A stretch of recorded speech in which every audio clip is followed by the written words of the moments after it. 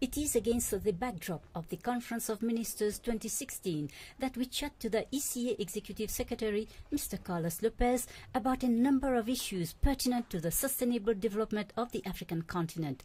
But first, what's new with the 2016 African Development Week and the partnership between the UN and the AU? Since the 2015 meeting, when the challenges impeding Africa's growth were addressed, how much progress has been registered on some of the key issues? It has been a difficult year. We should not try to window dress. Have we progressed? We have done, economically speaking, rather well compared to others, but the world in itself has not done very well. We have a recessive development in many parts of the world, and it affects Africa. It affects Africa because the investors have become more cautious, because the commodity demands have been a bit suppressed. We have also currency volatility. We have problems with debt increasing slightly. So all of these macroeconomic indicators is scaring some people. Although I think it's highly unjustified because the mega trends are in favor of Africa.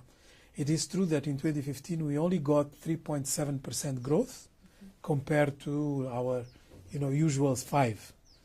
We hope this year will go back to 5. This is our expectation, but we are not 100% sure it will happen. That's on economic growth. But what we consider more important is really what we call structural transformation. What we mean by that is basically how much are we progressing in changing the composition of the economic structure. And there, I must say I'm a bit disappointed because one of the indicators that we can pick to measure how much we are progressing is what we call manufacturing value addition, which is how much the industrialization is moving.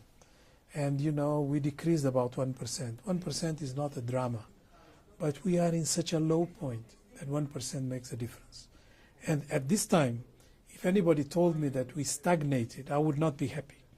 But to tell me that we are regressing, that is worrisome.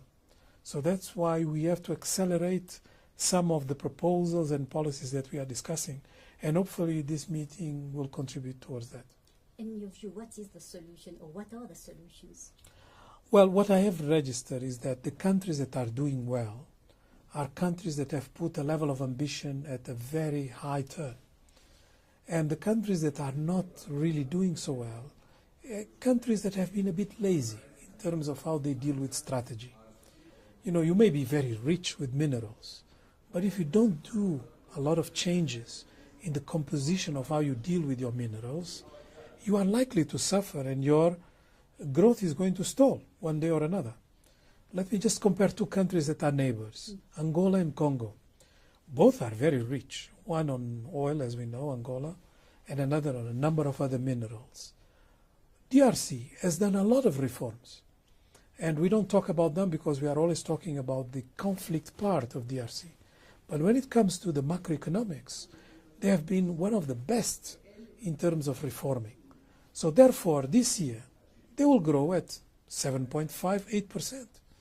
Angola is going to go down from that kind of a level to maybe 3-4, and that is why I think reforms are so important.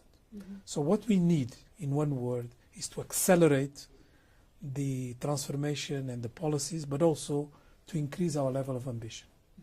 Regional integration is a development priority for Africa. It is about getting things moving freely across the whole of Africa. But how fast are we moving? Well, on the regional integration, I think we have progressed a lot because you have two big negotiations taking place right now. The so-called tripartite negotiation between COMESA, SADC, and the East African Community. It's making a lot of progress, and these countries are really integrating in a number of protocols, trade facilitation, rules of origin, and you name it. So it's really going well. On the continental free trade area, which is a more ambitious continent-wide initiative, we are slowing a bit in relation to what was expected because we are supposed to launch this new continental free trade area next year. So we have 1 year to go. And I don't see, sort of the momentum and the excitement that I see with the tripartite. So I would say it's a mixed bag. When it comes to illicit financial flows, I think we have progressed much more because there was the adoption of all the various proposals of policy by the African heads of state, and we identified very clearly that there was a part the Africans could do, but the majority of the measures had to be global. To my surprise, some countries are actually collaborating very well. Like, for instance, the United States has done a lot of work to respond to the proposals of the report. We also saw a lot of interest on the part of OECD. We see less interest on the part of the IMF, and we were expecting that they will be a bit more galvanized by the conclusions of the report. Again, I would say, although we are not getting everything that we want yet, the debate is launched. The Financing for Development Conference in Addis put it right at the center, and I think it will not go away. So this is now a debate that is no longer African, it has become a universal issue. And the fact that a lot of countries, namely in Europe, have discovered that these big multinationals of the new economy were not paying them taxes has also helped. Because all of a sudden they discovered that it was not just us complaining. They also complain about not getting enough taxes. So I think it's a positive development. And finally, we are very proud that this year we have worked together, African Union, ECA, and African Development Bank, on a regional integration index. This is very important because it's a way of taking the debate out of just trade. It is true that trade is not phenomenal amongst African countries. But what people forget is that trade is just one dimension. Mm-hmm. If we don't have good roads, if we don't have good airlinks, if there is problems of mobility with visas, if we have issues of compatibility of telecom systems, if the financial sector has difficulty moving capital, all these different variables are then reflected in our poor trade statistics. Yes, because we are on the lowest average in the world. Exactly, about 14 to 16%. So we wanted to get the debate to a level of comprehensiveness that will allow for it to be more technical and less political. And this is going to be presented this week. The emphasis is on acceleration. Some goals have been fulfilled, but the problem is the pace. What are the key drivers that will accelerate the process regarding implementation? One of the ways we can accelerate is to be much more precise on our industrial policy. So this year we are completing our series on industrial issues relating to Africa with the 6th and 7th report on this matter. One focusing on greening industrialization and another one on transformative industrialization, which is basically importing the good experiences of Southeast Asia. Not only Southeast Asia, but that one in particular. We have Professor Ajun Chang, which is a very well-known author from South Korea, that is going to be with us.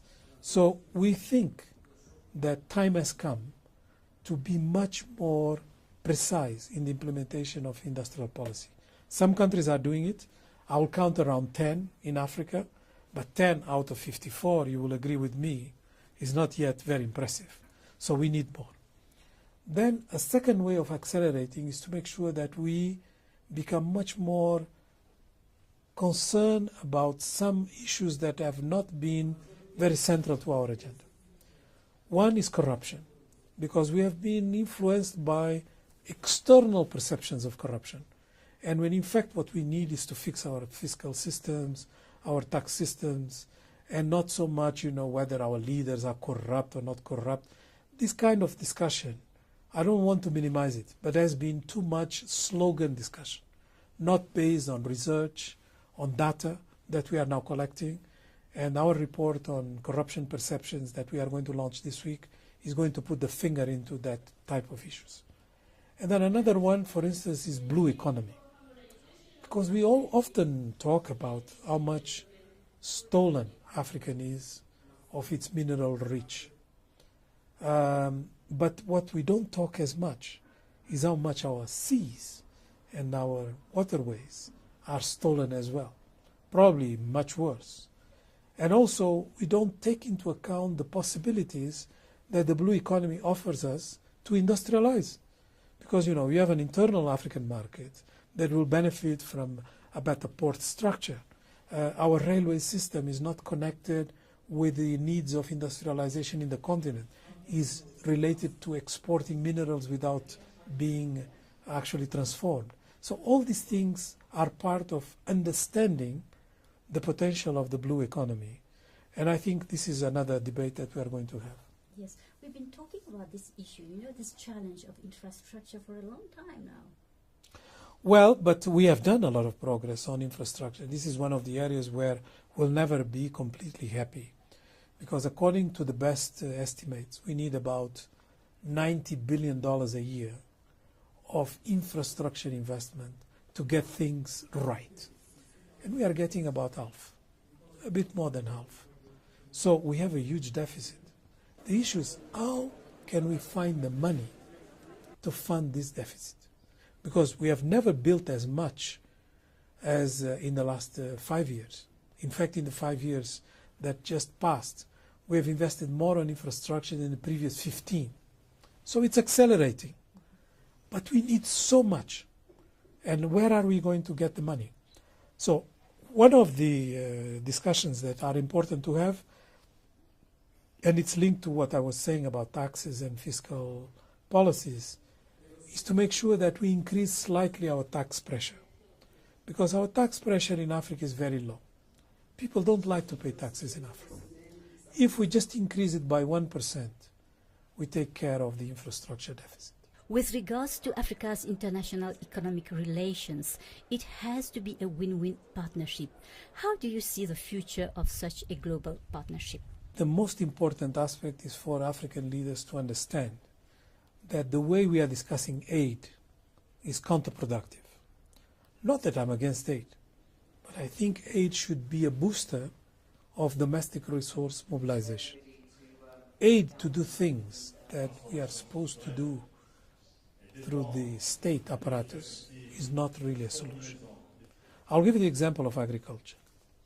You know, aid has been pouring about $10 to $15 billion into the agricultural sector in Africa every year. They've been doing this for 30 years. Our productivity gains are marginal. We have not changed agriculture in Africa. Why? Because the focus is on poverty reduction, resilience, and food security. How can one be against poverty reduction, resilience, and food security? Nobody is against. But the problem is that if you just focus on those three, you don't treat agriculture as an economic sector. You treat it as a social sector. So we are having a moral discussion, not an economic discussion. And I want it to be an economic discussion. So that's one example. But we can multiply these examples. So what we expect from aid is a completely different way of operating. The same goes for how we deal with investment. The characteristics of risk are diminishing the possibilities of Africa attracting more investment. So we have to deal with why are these risk perceptions so resilient, so permanent? Partly is our fault. We are, for instance, looking this week on investment treaties. We sign investment treaties that we think are going to attract investment because we give everything away and we think that is going to be the attraction. It doesn't work. Actually, we can demonstrate that countries in Africa that receive the most are the ones that have the toughest conditions. Why? Because the investor is looking for predictability, not facility. Of course, if they can push you, they will. That's normal. That's part of the market. But I think we really don't treat some of these issues the way they should. Like trade is another example. So if I just take these three, the way we deal with aid, trade, investment, is not in favor of Africa, but it's mostly the fault of Africans. They have to change their mindset. What should be the priorities? Mindset change. Because the moment your mindset is changed, will negotiate in a very different way. Will negotiate with knowledge. Will negotiate with strategy. I'll give you one example with China. Everybody in Africa thinks that China is our number one economic partner. China is our number one trading partner. And there's a big difference between being your economic partner and your trading partner. Because China is only number 7 in investments in the continent. That is very low. I want more from China, not less. Because if you just have 7 position in the ranking, it means it's very, very small. The continental stock of Chinese inward investment is about $23 billion. China last year invested in Europe $23 billion. That was 1 year. In Africa, they have $23 billion of stock. That's what they have been doing for the last 20. And how has it, what has been the impact now with regards to what happened in China on the continent? Of course, from the trade perspective, we are seeing a stalling and even a regression in some areas. But the Chinese government has announced $60 billion of investment for 3 years. If it materializes in 3 years, then we'll see an important paradigm shift where China, instead of being interested in Africa more from a trade perspective, will be much more on the investment perspective. That is a paradigm shift in many ways, and it would have been a crisis that did not go to waste. Yeah. And with regards to the commodity crisis that we have known since the beginning of the year? That would be something to worry about, because commodities in general have super cycles, and they go up and down, basically. It's not because the economic activity changes that much, but it's partly responsible for that. But a lot has to do with capacity to stock. Because now, for instance, it has been discovered that China has huge copper stocks, so it doesn't need to import new ones. The same happens with oil. So how do we address these issues? Partly by having much more say in the global chain of each one of the commodities. And Africans have not done their homework properly. For instance, they deal with traders more than those who purchase their commodities. A country like Zambia sells almost all its copper to China, but on paper it sells it to Switzerland because the traders are in the middle. Mm-hmm. And coming back to the economic sustainability of the continent, Africa is one of the fastest growing economy, but this doesn't tie with the reality on the ground.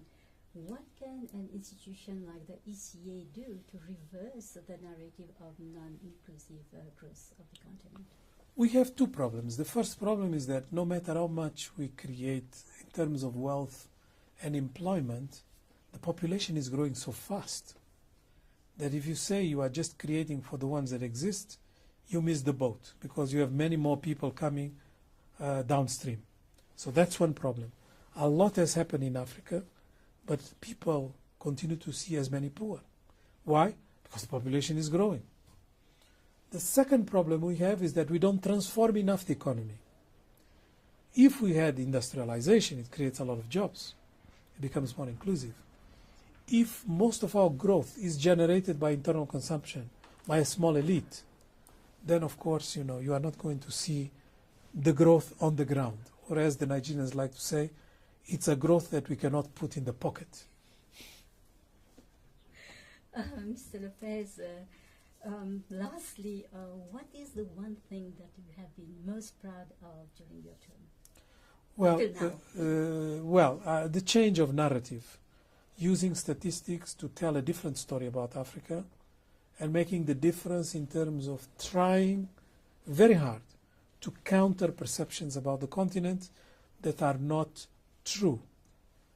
Not to glass over the problems, not to window dress Africa, but to have this discussion based on real facts, because that's the only one that will allow real change.